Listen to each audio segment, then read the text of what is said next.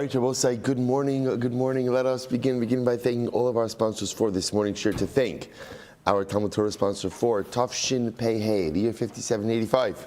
Our annual Talmud Torah sponsor, the Telsim Mishpach of Eretz Yisrael, for dedicating all the Sherman Drushos this year. In the schos of finishing Meseches Ba'av Asra and Emeretz Hashem, beginning the adventure of Meseches Sanhedrin, we should be Zoch Emeretz Hashem to complete this Mesech and many other Mesechos together with B'Sha'at Tova U'Mitzlachos. Our Talmud Torah sponsors for the month of Kislev, Josh and Becca Friedman, the creation of the yahrzeit of Josh's father, Yisrael Yehuda ben Rav Chaim Rafal Zichron Livracha, Sammy and Malka Esterson, in memory of their parents, Yitzchak Leib ben Aaron HaKohen, Sarah Rachel Bas Baruch Avram, Hinda Bas Henech Ephraim, and in memory of their dear friend, brave soldier, beloved husband, father, and skilled physiotherapist, Naftali Gordon, Naftali Yona, Shemi Kom Damo, Ben Beatrice Miriam, and Daniel Yigal, whose yahrzeit is today, who was killed by sniper fire while in his tank in Gaza. We hope that in the merit of our Talmud Torah, his neshama, together with all of the other neshamas, together with all of the neshamas of Kedoshei Yisrael, should Emeretz Hashem have an aliyah, should have a lichtig gan Eden, their family should have a nechama. All of those who need a refuah should have one, together with Kol Cholei Yisrael. Kadosh Baruch Hu should Emeretz Hashem bring home our hostages b'shalom and b'karov, and allow our holy soldiers to be successful b'chol ma'aseh yedehem. But with that, let us begin. Today's daf is daf ches, but you have absolutely no idea that is true based on where we're starting today. But that's Baruch Hashem, it's okay. We have plenty of time, and if you'll notice, if you peeked ahead, you'll see a lot of shorter dapin coming forward, so we are going to be absolutely fine. So we're picking up on Zayin Amud Beis 7b, and we left off the Bein in the wide lines. It is 2, 4, 6, 8, about 9 lines down into the wide lines. No, not up from the bottom, right? But into the wide lines from the top. The Bein Ukmudaina de lo Hava Gomer. So we'll say it happened one time that the Nasi, right, the office of the Nasi, appointed a judge who was unqualified. So they said to Yehuda, who was the Turgaman. Remember, you're going to say the Turgaman was this individual whose job it was to take the more complicating teachings of the Rebbe and to break them down into more distilled, more understandable pieces for the masses. So they said over to Yehuda Bar Nachmani, who was the Turgaman of Reish Lakish, Kum alei ba'amora. Go ahead and go do me a favor and be a turgman, be an amora, be a spokesman for this judge. Come gachin alei v'lo amar v'lo midi. Okay, so Yehuda Bar Nachmani goes over to this judge. He kind of bends down over the judge to hear what the judge is saying, so that then he'll give over the judge's wisdom to the masses. And the judge was totally silent, meaning this judge was ignorant. So the house of the Nasi had appointed an ignorant judge. The Gemara says, Yehuda Bar Nachmani said, Have Omer le'eit sakitza uri le'evan domim hu yore hine hu tafus zahav v'kesef v'chol ruach ein b'kirbo. So unfortunately, again, Yehuda Bar Nachmani compared this individual to a piece of wood, right? It's like telling a piece of wood to wake up, telling a sleeping stone to wake up. So he was lamenting the fact that unfortunately the house of the Nasi had appointed an ignorant judge. And furthermore, HaKadosh Baruch Hu will exact retribution from those who use judicial appointments to appoint people who are not really fit to sit on the judiciary. Shnei Emar, V'Hashem beheichal kadsho, has mipanav kol haaretz. Amr Lakish, kol ha'ma'amid dayon, ala tzibur she'eino hagun. Whoever goes ahead and appoints a judge who is not fit, who is not worthy of office, kilunota asherah b'Yisrael. It's as if he plants an asherah tree. Right now, remember again, an asherah is a tree used for idolatry. So you go ahead and you appoint a judge who is not really fit for office. So this is like someone who appoints an asherah tree. Shnei Amar, shoftim v'shotrim titim lecha. The pasuk says, make shoftim and shotrim for yourself. V'samich lei lo sita asherah v'chol eitz. And then so there's a juxtaposition of psukim. It says, create judges, right? Create judges and enforcers. And then it says, don't plant an asherah tree. But Ravashi, so I'll say, so again, you see, it's interesting over here that appointing a judge who is not fit for office is a perversion of justice, and that perversion of justice is tantamount to the worship of idolatry. Obviously, a very intense passage, a very intense idea. Amar Rashi, furthermore, it's one thing to appoint ignorant judges because there's no other pool to choose from. That's bad. That's like planting an Asherah. But choosing an ignorant judge where there are Talmidei Chachamim, there are Torah scholars who are available, that's like planting an Asherah next to the Mizbeach. Ksiv, because the pasuk says, "Shneimar Eitzal Mizbeach Hashem Elokecha." Says, don't plant an Asherah tree next to the Mizbeach of Hashem your God. So Ksiv, on one hand the pasuk says, Lo sasun iti Elohei kesef velohei zav. So the pasuk says, "Do not make gods of gold or gods of silver, gods of gold." So the Gemara says, "Elohei kesef velohei zav hudulo avdi had eitz shari." So what? You can't make idols out of gold or silver, but you can make idols out of wood. Obviously not. So why does it only say gold or silver? Ravashi, Eloha haba b'shvil kesef veloha haba b'shvil zav. It's talking about Eloha. I will say is sometimes when the Torah refers to a judge, is as an Elohim, as Elohim. Right? It refers to the judge, uses almost like the same description. So what does it mean? Don't make gods of gold, don't make gods of silver.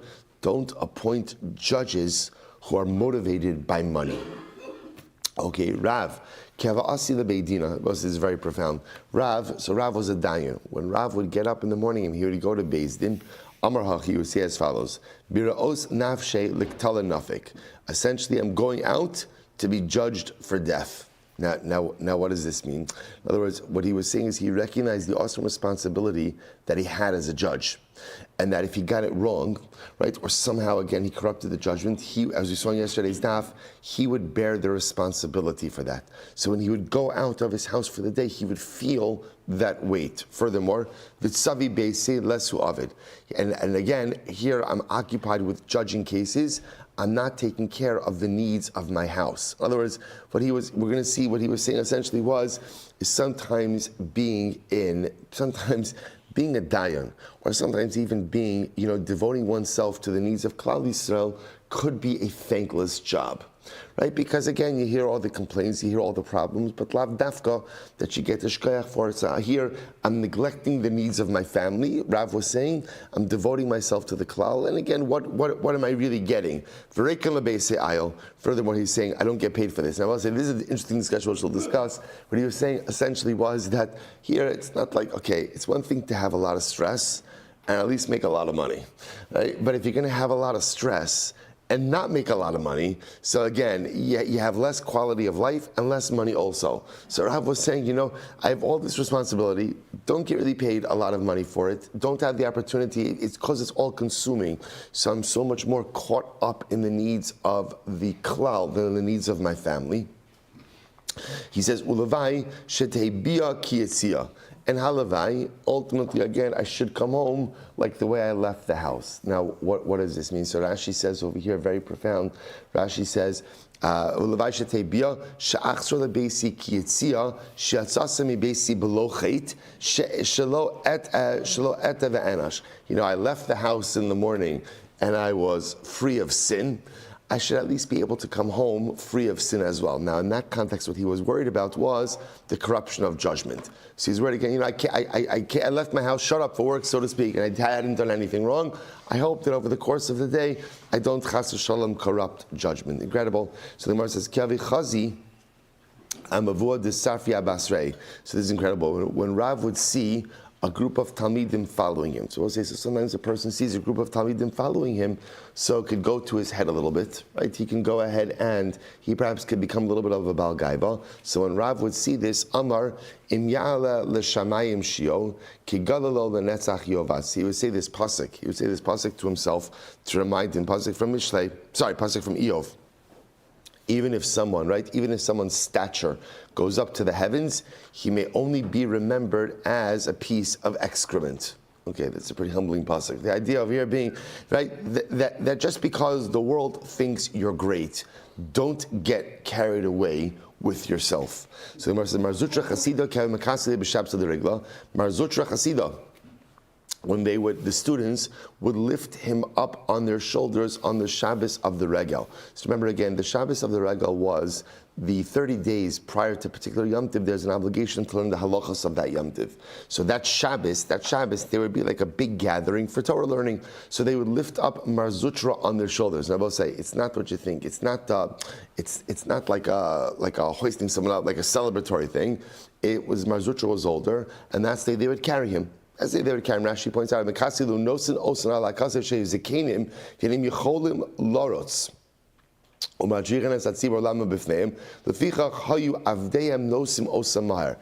interesting. So in other words, so he was old, and also in order not to go ahead and make everyone stand up, sit down, they would take him to his place very quickly.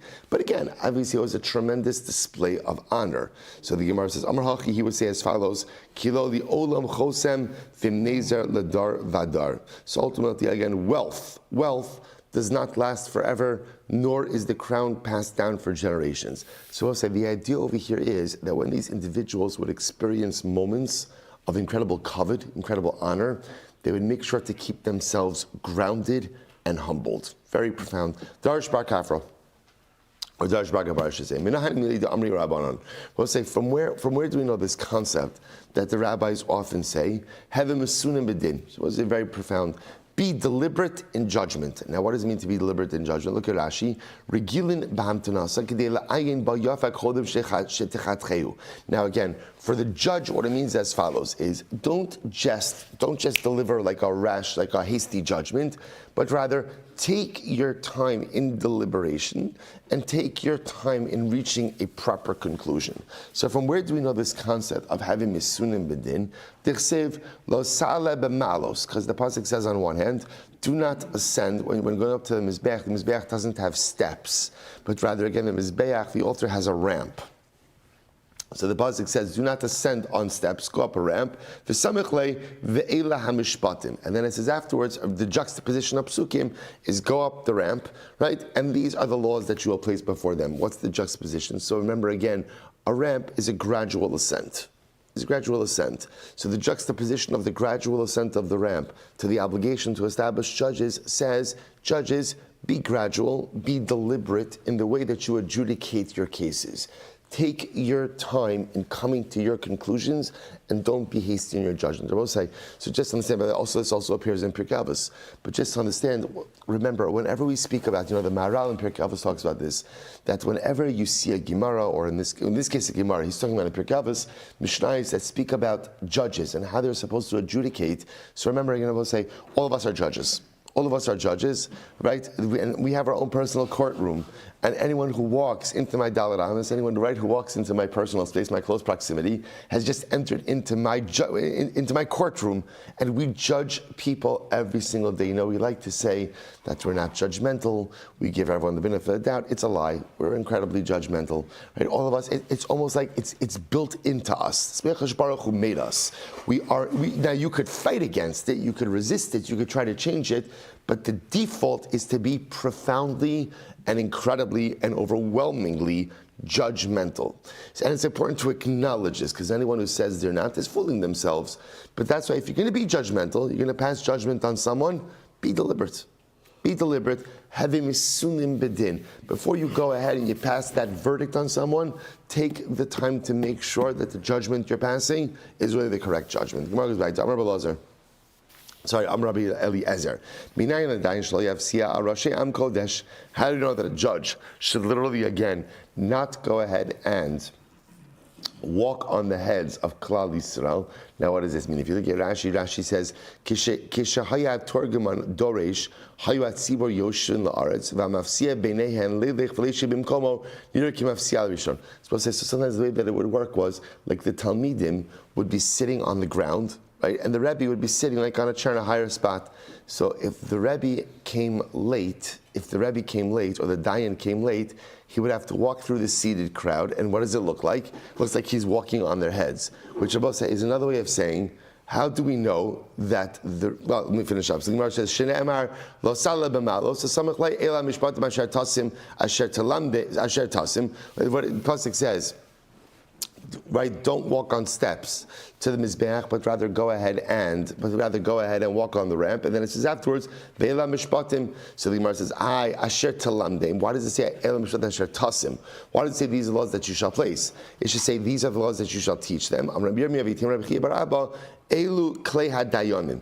So this is a new drasha. So we'll get to this in just a second. But it's very profound. What does it mean? What does it mean when it says the Rebbe shouldn't, or the Dayan shouldn't trample on the head? So what it means is, we'll say essentially that the Rebbe or the Dayan has to make sure to always be on time. To always be on time, right? If the Rebbe or the Dayan is late, what ends up happening, right? The Talmidim are there, they're already seated, and when the Rebbe walks in, it looks like he's going ahead and walking on their heads. So essentially what it's saying is timeliness. The Rebbe should be on time, which I will say is such a profound idea. What's really the deeper lesson in this? Anytime you want someone to do something, doesn't matter what you say.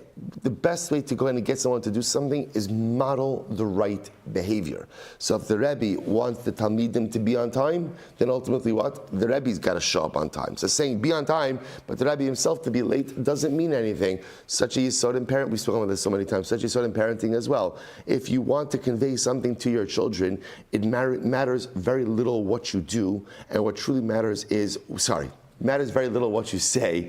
It tremendously matters what you do. Model the right things for your kids and you have a chance of potential emulation. Just talk about it. Chances are they're hearing very little of what it is that you say. Tremendous Gemara. Anyway, the Gemara says, Elu Klei HaDayanim. So this refers ultimately again to the utensils of the judges. Rav Huna, listen to this, Rav Huna, when he went out, Kevanafek Ladina, is great. When Rav Huna went to work, right, he went out to adjudicate the case. So he said as follows. He says, I'm sorry. Rav Huna kevenafek ledina amar hachi afikuli mani chanisai. Give me the tools of my trade. What are the tools of my trade? Makel, a staff. And Rashi points out over here, the staff was there to go ahead and give rabbinic malchus, rabbinic lashes. Ritzua, give me a strap. That was there to administer biblical malchus. Shofra, give me my shofar. That was to excommunicate someone. And sandala, a shoe for chalitza.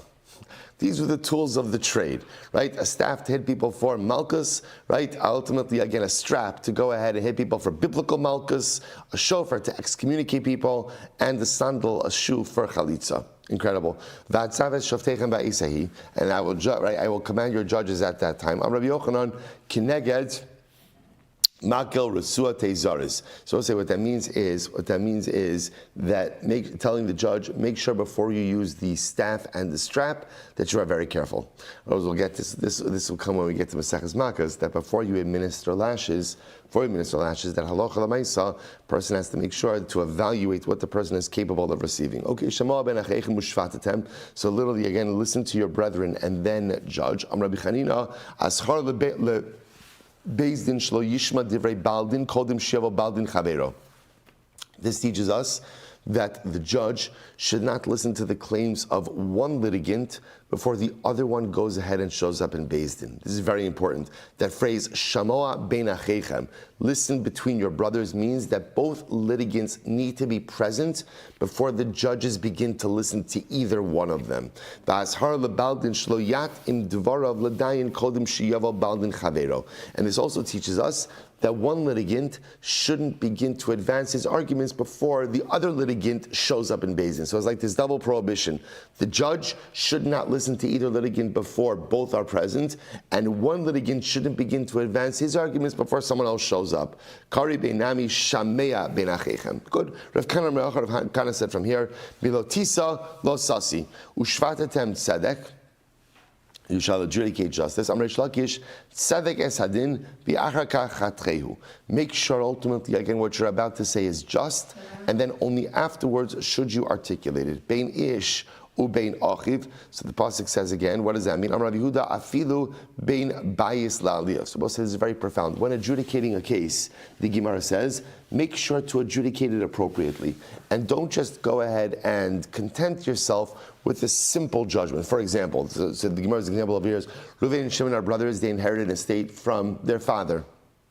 from Yaakov. So what happens? That Yaakov left behind a 2-story house. So the judge could easily say, okay, Reuven, you get the first floor, and Shimon, you get the second floor, Shalom Yisrael. No, don't adjudicate like that, but rather, again, you have to look at what's the value. What is everyone getting? Are they getting equal amounts? In other words, it is so easy just to content yourself with hasty judgment, because again, it's simple, it's easy, it's straightforward. Don't do that. Make sure you're doing a proper job. The Gemara goes weiter.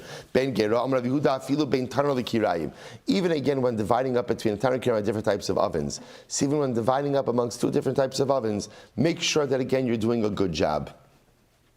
Fine. So the Gemara says, "Lo sakiru panav mishpat." Rabbi Yehuda Amar. So we'll say, by it's also such a profound idea. If you're going to do something, do it right. Right? In other words, if you're taking on the responsibility to be a judge, take the responsibility seriously and perform your tasks with diligence, which of course becomes such a profound metaphor for life. I will say, how many times do we take on responsibilities and we do things, and what happens? We do it 75% of the way. Now, obviously 75% is better than 0, but you know what's better than 75%? It's 100%. In other words, take pride of ownership. Take pride in what it is that you're going to do. And if you're going to do it, then give yourself over to it. But don't do it half-hearted, right? Don't do it half-baked, because at the end of the day, the feeling of accomplishment is not there, and the final product reflects your lack of commitment. And this is true whatever you're going to do in life. So the Gemara says, you're going to be a judge? You're going to be a judge? Okay. No one tells you have to be a judge. But if you're going to do it, give it 100% and do it right. So incredible. Rabbi Yehuda Omer, lo takireu. Fine. So lo sakir panav mishpat. Rabbi Yehuda Omer, lo sakireu. Belazar Omer, lo sinkareu. This is interesting. What Rabbi Yehuda says, what it means is, if there are 2 litigants and one of them you have a very warm relationship with, don't give someone preferential treatment. Rabbi Yehuda says, if there are 2 litigants and one of them you really don't like, don't go ahead and mistreat the one you don't like. Okay?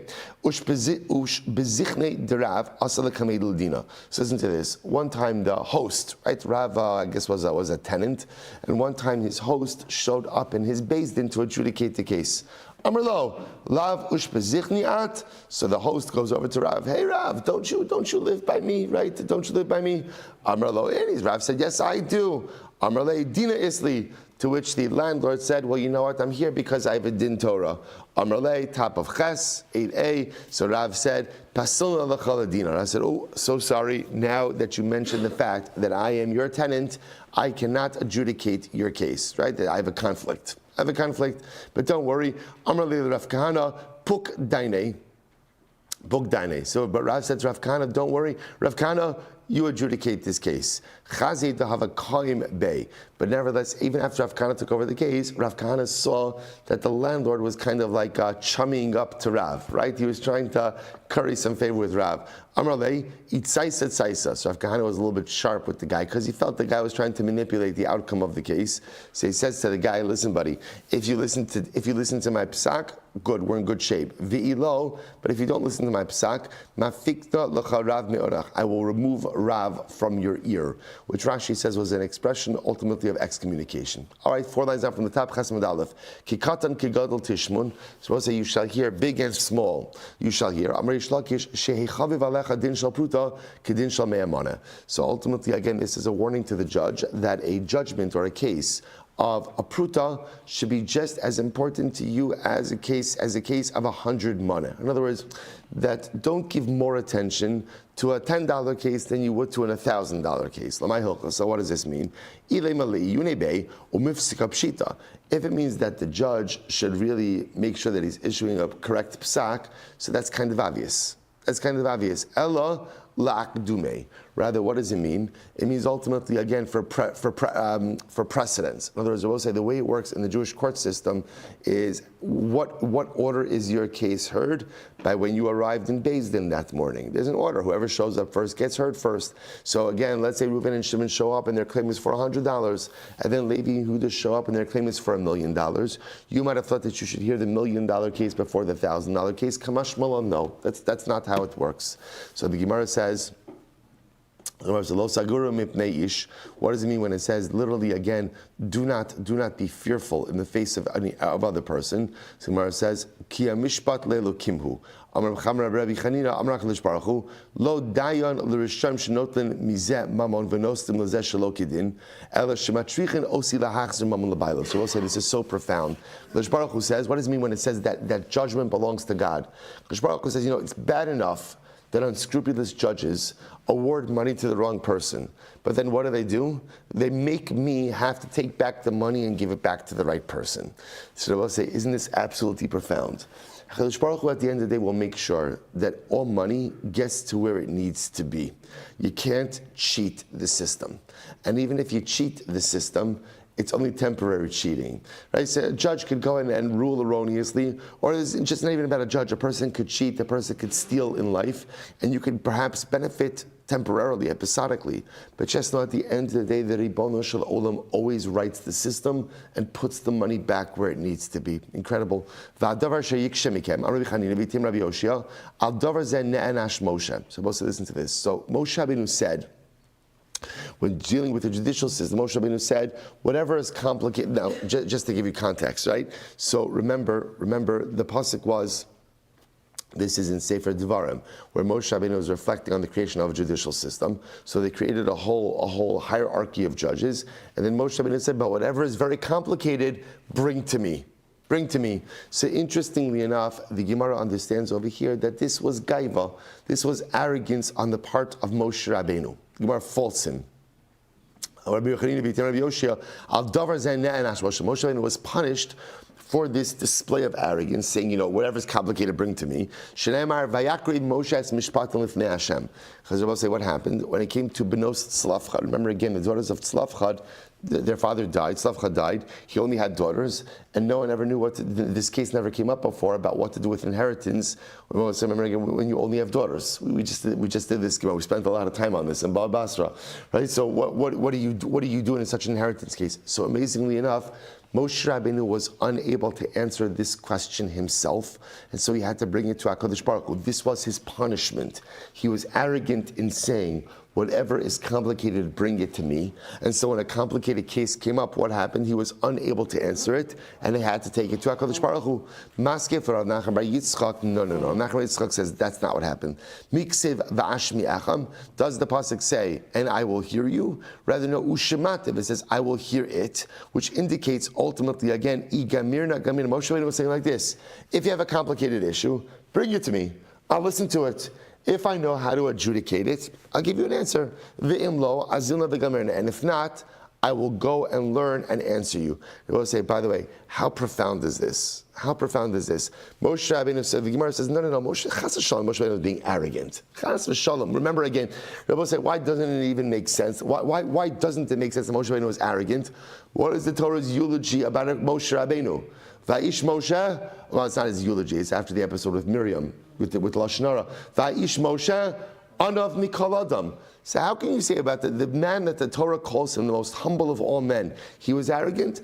Not true. What happened over here? Moshe was saying, Chevra, if there's a complicated situation and the judges below me can't answer it, bring it to me. If I can answer it, I'll answer it. If I can't answer it, I'll research it and I will find the answer to you. I will say, by the way, such a profound Gemara. What does Moshe Rabbeinu saying? What do you do in life when you are confounded by an issue for which you do not have an answer? And what's the answer?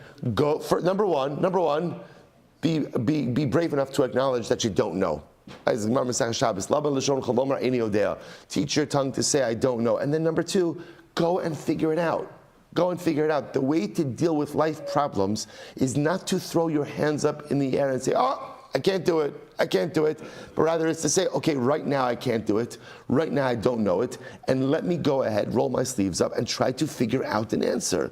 That's what Moshe Rabbeinu did. They come to him with a question, you don't know what the answer is, let me go figure it out. You have a life problem, you have a life situation, you have a life challenge, you don't know what to do. It is so easy just to be like a deer in headlights. Throw your hands up and say, I don't know what to do. No, roll your sleeves up and go and figure it out. So I'll say, so now rather what happened with Benos Tzlafchad is incredible. So in reality, the section of Benos Tzlafchad, of inheritance law, should have been written by Moshe Rabbeinu. Rather, I will say again, it's not the pshat. So what happened? The daughters of Tzlafchad were very meritorious. Why were they meritorious? Number one, because they had a profound love of Eretz Yisrael, and they did not want to lose their father's portion, Eretz Yisrael. So they had a profound love of Eretz Yisrael, that's why they wanted their portion. And furthermore, they're obviously incredibly righteous because they wanted to do whatever was right in the eyes of halacha. Because of their righteousness and personal piety, so the section was written through them and not through Moshe Rabbeinu. But nothing has to do with Moshe Rabbeinu's arrogance. Furthermore, Ruya Haise Parshas Mekoshe Shenechtava Yidei Moshe Rabbeinu, Ela Shenetzchai Mekoshe Shenechtava Al Yado. So remember again, there was the case of the Mekoshesh. The Mekoshesh was the guy who violated Shabbos publicly. No one knew what to do with him. No, right? It's actually interesting. It's one of the only two times that jail is mentioned in the Torah. Pasuk says, "Vayenichu b'mishmar ki lo parash ma ya'aselo." Right? They didn't know what to do with him. It's interesting that in the judicial penal system, there's no such thing as jail, right? Because Judaism realized a very long time ago that putting people in a cage doesn't do anything to rehabilitate or help them. Right? The entire essence of punishment is to rehabilitate people. So again, what we have in halakha is a holding cell. You don't know what to do with someone, so you put them in a holding cell. So the Makoshesh, the section of the Makoshesh, should have been written through Moshe Rabbeinu. Ella shenis chayiv Makoshesh v'nechtav al yado. But again, unfortunately, the Makoshesh was chayiv, and therefore the section was written through him. Lamdecha. It's so beautiful to teach us a very profound lesson. Shemegalgalin chova al yidei chayiv uzechos al yidei zakai. The Baruch Hu causes good things to happen through good people and bad things to happen through bad people. So therefore again, the daughters of Tzlafchad were meritorious, were virtuous, and therefore the section of inheritance law was written through them. The Mekoshesh was chayiv, and therefore the section of Chilul Shabbos was written through him, which I will say is actually a very profound yisod, because what it also teaches us is the following idea, that sometimes in life, not the pshat that something bad happens to me, but something bad happens through me. Right? I end up causing pain to someone. I end up doing something negative. Again, nothing bad happened to me, but through me. So I will say that is cause for tremendous cheshbon nefesh. Right? If I do something that ends up causing someone else hurt, I'm fine. But I was a vehicle, right? Like a delivery system, ultimately again of some type of hurt. It's important for cheshbon nefesh to introspect. Why was that hurt delivered through me? Why was that pain delivered through me? Perhaps again, even though I'm personally fine, maybe at the end of the day, it's a bit of a wake-up call to where I am personally holding in life. Incredible. So the Gemara goes right there. The Gemara says, the pasuk says, this is great Gemara. The pasuk says, I will command, you right, command the judges at that time. And the pasuk says, I commanded you at that time. So in other words, who has the obligation? Remember, who is Moshe Rabbeinu talking to? Is he talking to the populace or is he talking to the judges? Which one is it? So the Gemara says as follows: Amar Belazar, Amar B'Smalai, Ashar L'Tzibor Shetei Imas Dayan Alehem. This is so beautiful. On one hand, Moshe Rabbeinu was telling the judges respect the populace. You can't be a good judge unless you respect the people. You have to have a kavod for the people who you are adjudicating, for the people who you are judging. But on the other hand, just the opposite. So this was a command to the tzibor to have a respect for the judges. Right? We'll say, remember again, essentially, this is a very important yisod. Leadership is only effective if it has the confidence and the respect of the populace. If the populace don't respect the leadership, then the leader effectively is rendered ineffective. So tzibor, if you want your leaders to be effective, vest them with confidence and give them your respect and give them your confidence. But on the other hand, as harla dayan sheyispol asat tzibor. So I will say this is incredible, and there's an obligation upon the dayan to tolerate the tzibor. I will say this is a very profound yisod. Yispol literally means to be sova, something means to tolerate it. I will say, what does this mean? If your job is dealing with people, you have to be able to tolerate a tremendous amount of garbage. People are ridiculous, right? People are difficult. People are demanding. Just give me a second over here, right? People are unreasonable. right? Everyone's problem is an emergency. Everyone's issue has to get dealt with now. Everyone is a priority, and everyone, and again, and by the way, it's true.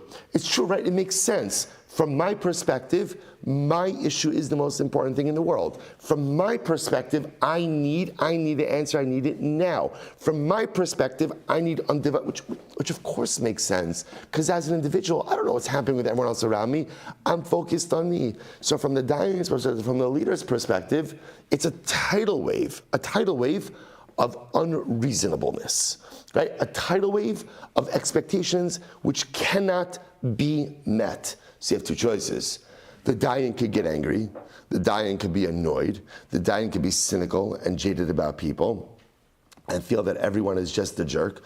Or the dying could say, you know what? People are good, but everyone's got their stuff. So of course, whenever you have your stuff is the most important thing in the world. See it for what it is. People just wanting assistance, people just wanting guidance. Granted, sometimes it comes out in all the wrong ways, but you have to be solvent.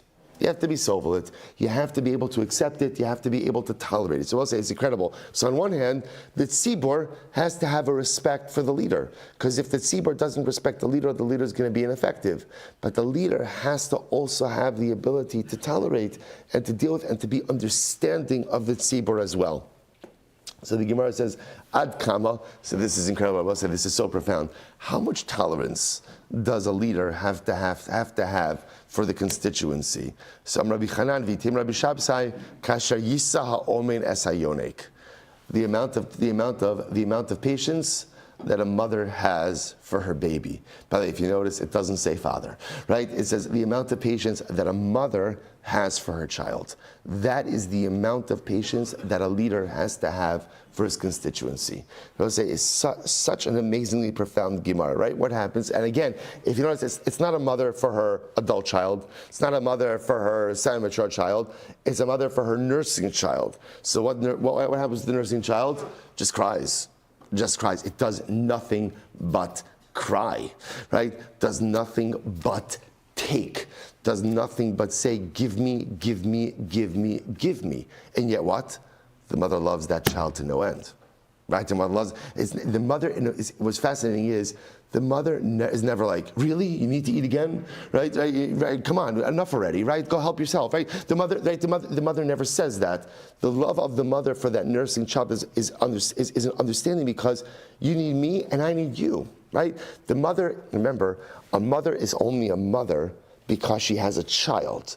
So that child gives her a piece of her identity. So it's not just a pshat that the child needs the mother because without the mother, the child doesn't have food. The mother also needs the child in order to be able to be a mother. So there is this intertwined nature of the relationship. And what the Gemara is teaching over here is the leader is only him because of the constituents. And the constituents need, so there is this semi-symbiotic relationship. So therefore, again, the leader, in this case, the dayan, but it's not just dayan, it's anyone in a position of leadership, has to have the patience for the constituency like a mother has for her nursing child. And the love. It's not just the patience, I will say. The imagery is very profound over here. If the leader doesn't love his flock, he's not going to be an effective leader. It's not just enough tolerance. Fine, I'll tolerate you. There has to be a profound love like a mother has for her child. Such a beautiful, beautiful Gemara. And by the way, just to understand, this is Moshe Rabbeinu. This is Moshe Rabbeinu. And Moshe Rabbeinu was this to the extreme, right? Moshe Rabbeinu, people think that the greatness of Moshe Rabbeinu was that he was a Navi, he spoke to God panim al panim, he brought the Torah down. I don't think that's the greatest quality of Moshe Rabbeinu. I mean, that's great, don't get me wrong. The greatest quality of Moshe Rabbeinu was selfless leadership. Selfless leadership. Now, to an extreme, to the fact that he was not part of his own family, right? He was not a husband to his wife. He was not a father to his children. Lav dafka, that's to be emulated. But this idea of selfless commitment and love to the klal, that was Moshe Rabbeinu. And Moshe Rabbeinu is saying to future generations of dayanim and leaders, Chavra, that's the key to success. That's the key to success. It's not being the greatest Talmid Chacham. I mean, for the dayan, he doesn't be the greatest Talmid Chacham. But it's love. It's love. If you have the love for the constituency, then you'll be successful. If you don't, then ultimately, again, they will not love you back. Such an incredible Gemara. In any event, so I'll say now the Gemara goes a little bit of a different approach. The Gemara says, ksiv ki ata tavo, uksiv ki ata tavi. This is great. Watch this. This is Moshe Rabbeinu speaking to Yoshua. Right, and here he tells Yoshua two different instructions. On one hand, he says, "Ki ata savo." Now this is Yoshua saying, "You will come with the elders to Eretz Yisrael." Ki ata savo. Right, the pasuk is, "Ata savo es ha'amazeh el haaretz," which means you will come with the people. So Moshe Rabbeinu says, this is how he refers to Yoshua, "You'll come with the people to Eretz Yisrael," and HaKadosh Baruch Hu says, "Ki ata savi," you will bring the people. You will bring the people, right? The truth is, it's also Moshe Rabbeinu, but it's two different lashonos over here, right? One says you'll come with them, one says you'll bring them. So we'll say which one is it? Amar Rabbi Yochanan, Amar Rabbi Yochanan, Amar Moshe Yoshua, Ata vazkenim shebedor imoim. So Moshe Rabbeinu was listening. This is fascinating. Moshe was saying to Yoshua, "I'm advising you to engage in a collaborative leadership model. Collaborative leadership model. So come with the elders." Operate as a collaborative leadership model. There's the elders, there's you. Don't rule over them. Rather, again, rule with them. Now, by the way, it's fascinating that Moshe Rabbeinu says this, right? Because Moshe Rabbeinu was a melech. He effectively was a king. But it could very well be Moshe Rabbeinu saying, listen, as the king, it wasn't as effective as it could have been. Had I had a cohort leading along with me, it would have been much better. So therefore, Yoshua, atasavo, come with the people. HaKadosh Baruch Hu says, Moshe, you're wrong. Yoshua, tol makel v'hak al kad kadam. No, that's not how an effective leader works. Rather, what should you do? If you want to be the leader, take the stick and hit them over the head. Now, not literal, but understanding, daber echad ladar ve'ein shnei dabarim ladar. There's one leader. There's one leader. Collaborative leadership models do not work. There is one leader and one leader only. Now, we'll say, now what does that mean? So we know how this works in life, right? If the buck stops, like in multiple places, it stops nowhere. At the end of the day, for anything in life to be effective, whether it's a nation or a company, right? I would assume in a company as well, there's got to be a leader. Now again, that doesn't mean that person is a dictator, right? That doesn't mean that that person doesn't involve other people in decision making. But at the end of the day, there's no shared multiple seats of leadership. We'll say, by the way, I want to point out, you know that this is one of the first lessons mentioned in the Torah? One of the first lessons. Where do we find this lesson? By the sun and the moon. Right? Remember again, originally the pasuk says, Kadosh Baruch Hu created the two great luminaries, Shnei HaMa'oros HaGedolim. Then Rashi quotes the Gemara that says that the moon said to Kadosh Baruch Hu, how can you do this? Ein shtei melachim mishtamshem b'keser achos. Two kings cannot share the same crown. The moon says it doesn't work. Doesn't work. Kadosh Baruch says, you're right. Lech umi eites atzmech. Go make yourself smaller. So there's the sun, that's the Ma'or HaGadol, the large luminary, and the moon, which is the small luminary. Which I will say, so if you ever think to yourself, why is this one of the first lessons the Torah teaches us? That there are not two kings like, because I will say, it's not just a din in like organizational or national leadership. It's a din in personal leadership. I will say, who is responsible for your success in life? Who is responsible? So you know what most people answer? It takes a village. It takes a village. I'm going to tell you who's responsible for my success in life. You know, my wife has her part because she needs to really do a lot of stuff to ensure that I'm successful, right? And my parents, they have their part. And my kids, they have their part. And my friends, they have their part. And the rabbi and the rebbe and the rebbe, everybody has, right? Everybody has their part in doing different things. And I would say it's not true. Do you know who is responsible for your success in life? One person. Because there's only one CEO of your life. Only one CEO. And that's you. You're the king over your life. There is no collaborative leadership model. There's one king. There's one CEO. There's one person who is responsible for success in your life, and that is you. And that is why I both say that's one of the first lessons the Torah teaches us. It's a mantra. Two kings do not share the same crown. You are the king of your life, which means if you look in the mirror and you aren't happy with stuff and you don't like the way things are going and you know you could do better, resist the temptation to outsource your success to other people. Take the reins. You are the king. You are responsible. So therefore, again, Kadosh Baruch Hu says, Moshe, appreciate the leadership advice to Yoshua.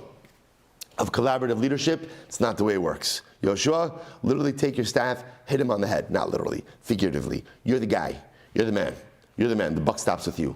And because the buck stops with you, you take complete responsibility. Again, doesn't mean you're a dictator. Chas v'shalom. Doesn't mean you don't engage in certain decision making in a collaborative fashion. Of course you do.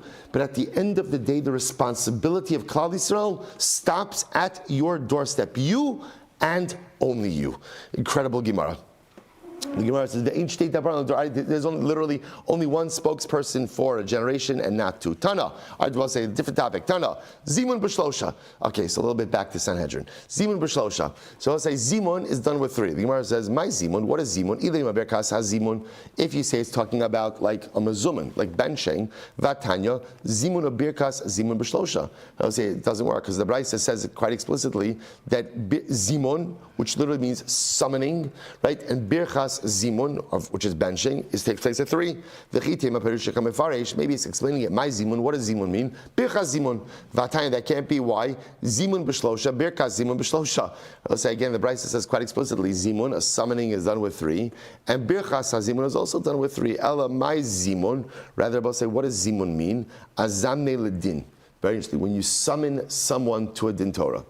When you summon, literally a summons, when you summon someone to Beis Din, when you summon someone to Beis Din, ultimately, again, that has to be done by a Beis Din of three. A summons has to be issued by a Beis Din of three. Kiyad Amarava, Hani Beit Lasa Daini Diyasi Va'azol Shlicha de Beidina. So listen to this. As well as this is incredible. If three judges are sitting, they want to summon Ruvain to Beis Din, and what happens? They dispatch a messenger to summon Ruvain to Beis Din. Va'amra Mipume Dechad, and let's say again the messenger comes and he says, I hereby summon you to Beis Din in the name of Shimon Avram the Dayan, but he only summons him in the name of one judge. That is an ineffective summons. So I'll say, interestingly enough, a summons has to be issued by a court of three, and if there is an agent delivering the summons, it has to be done in the name of all three judges. So again, unless of course he goes ahead and he says it in the name of all of the judges. So the Gemara says, by the way, Sahani Mili below Yom Dedina. That's only if it's a day in which the court is not in session. Aval b'Yom Dedina less lanba. But if it's a day that the court is in session, let's say normally the courts would sit in session on Mondays and Thursdays. So if let's say again a court sends out a summons on a Thursday, so then halacha l'maisa, even if the shliach did not say it in the name of all three judges, it's still effective because everyone knows that it's a judicial day. So it's a very important halacha. So number one, our topic number one was about the basic size of Batei Din, which depends on the matter, depends on the size of the Beis Din. But now we see when you issue a summons must be done by a Beis Din of three and must be delivered in the name of all three dayanim. Incredible. Let's go weiter. Says the Gemara, Tashlumi Kefal. So back to the Gemara, we'll say. So remember again, the Mishnah said that when adjudicating cases of Kefal, right, Kefal's double payment. Ruvain steals from Shimon, and then we find the stolen object with Ruvain. So not only does Ruvain have to pay back principal, but he has to pay back double. Payback double, that is adjudicated by a Beis Din of three. Shalach le Rav Nachman bar Rav Chisda Rav Nachman bar Yaakov. Yilam den Rabbeinu. Dinei knasas bekama. Both in general, when dealing with knas law, knas, remember again, is penalty money. How many judges do you need to adjudicate penalty law? So my coming by the way, I don't say what's the question. Ha nan tana. We learned this in the Mishnah. B'shlosha.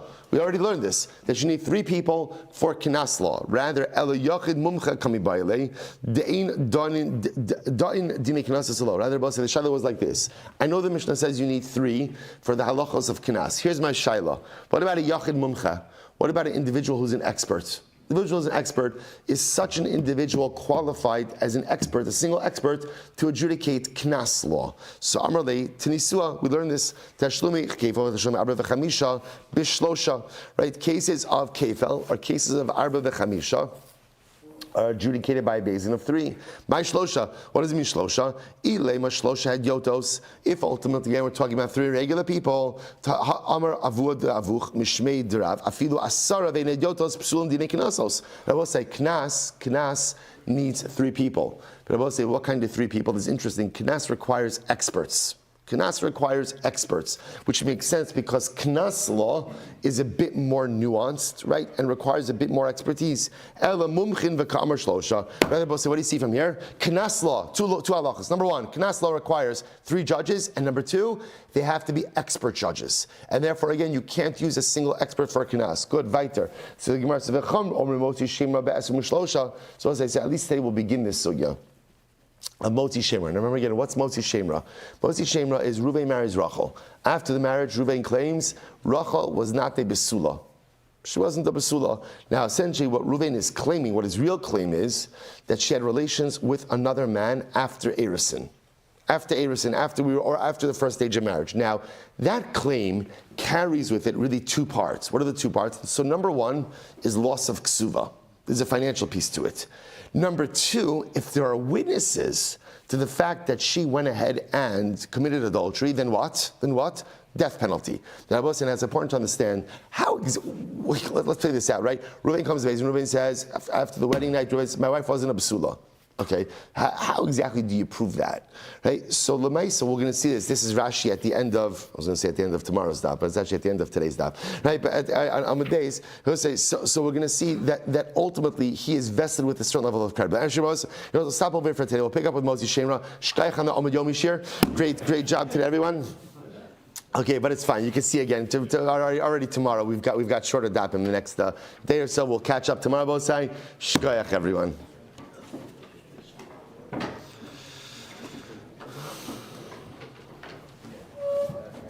All right, Chaim Razum, have a great day, everyone. Really exhibits it before the sun and the moon when he invited the Malachim to quote unquote participate in